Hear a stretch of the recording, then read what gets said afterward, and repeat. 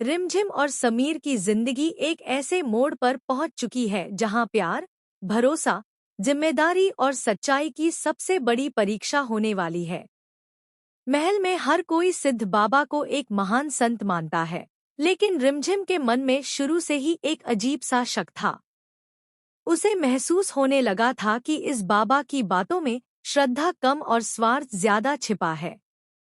दूसरी तरफ समीर भी कई दिनों से बाबा की गतिविधियों पर नजर रखे हुए था।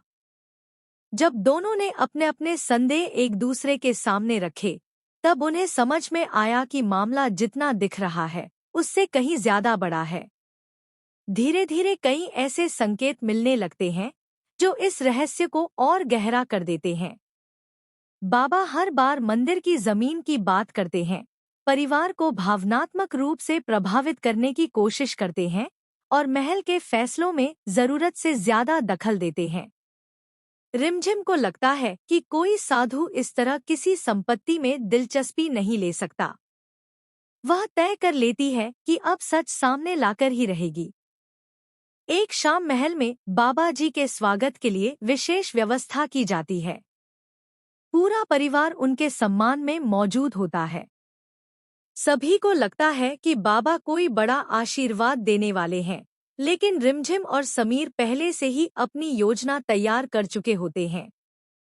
समीर चुपचाप हर स्थिति पर नजर रखता है, जबकि रिमझिम सही समय का इंतजार करती है।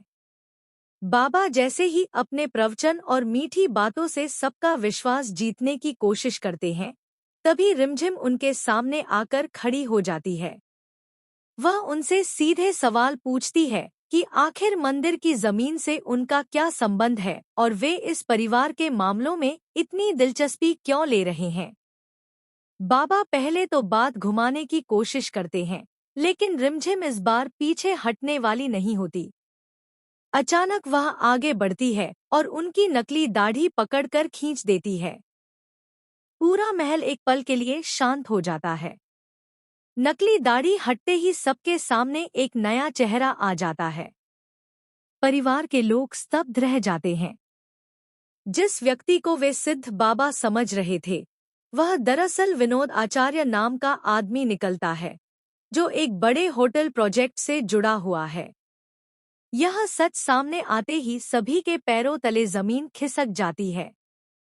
प्रेम बुआ सा अविश्वास से कहती है कि इतने दिनों से हम सबके साथ धोखा हो रहा था।